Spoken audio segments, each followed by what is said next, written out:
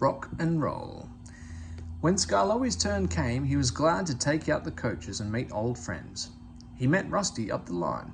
"You know," he said, "if I couldn't see the old places, I'd think I was on a different railway." Rusty laughed. "We hoped you would. Mr. Hugh, our foreman, said, 'Rusty, Skarloey's coming home. Let's mend the track so well that he won't know where he is.' And we did, and he didn't, if you take my meaning." Skarloey chuckled away. He liked this hard-working, friendly little engine. "There's still one bad bit," said Rusty anxiously that evening. "It's just before the first station. We hadn't time." "Never mind," said Skarloey. "It's much better now than it was." "Maybe better, but it's not good," replied Rusty. "An engine might come off there. Peter, Sam and Sir Hand will take care, and so do you. But I'm worried about Duncan. He will do rock and roll. I shouldn't like his passengers hurt." "What's that about me? I'm a plain engine and I believe in plain speaking. Speak up and stop whispering in corners." Rusty told Duncan about the bad bit of line and warned him to be careful. "Ha!" he grunted. "I know my way about, thank you. I don't need smelly diesels to tell me what to do." Rusty looked hurt. "Never mind," said Skarloey. "You've done your best." He said no more, but he thought a great deal. Next morning, Rusty left Duncan to find his own coaches. Duncan snorted and banged about the yard, then clattered crossly to the station. James was there already. "You're late," he snapped. "I know," said Duncan. "It's that smelly diesel's fault.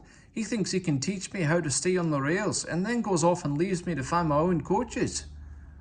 "You poor engine," sympathised James. "I know all about diesels.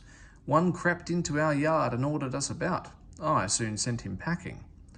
Duncan gazed at him admiringly. He didn't know that James was boastful and sometimes didn't tell the truth.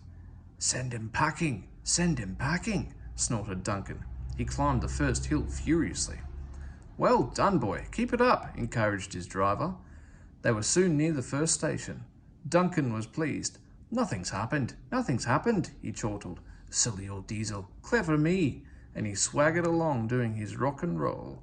"Steady, boy." His driver tried to check him, but too late. There was a tearing, cracking, crunching sound, and Duncan stopped bumpily. "Sleepers and ballast," he exclaimed. "I'm off." And he was. "I warned him," said Rusty crossly. "Duncan," I said, "you be careful on that bit of line," but all he did was to call me names. Mr. Hugh kept turning Rusty's handle. "Come on," he urged. "Start up." "No, Mr. Hugh, sir. I'm sorry to disoblige, but I won't help that Duncan." "I'm ashamed of you, Rusty," said Skarloey severely. "Think of the passengers. What are they going to do?" "Oh," said Rusty. "I'd forgotten them. I'm sorry, Mr. Hugh, sir. We must help the passengers." And his engine roared into life. "Oh dear," thought Duncan. "Now everyone will know how silly I am." Presently, Mr. Hugh and Rusty brought sleepers and old rails. Mr. Hugh showed the passengers how to use them, and they soon levered Duncan back to the line. Duncan was extra careful all day. "Rusty," he whispered that night, "thank you for helping. I'm sorry I was rude." "That's all right. I wish all diesels were like you. Let's be friends." "Suits me," smiled Rusty. "We'll mend that bad bit first thing tomorrow."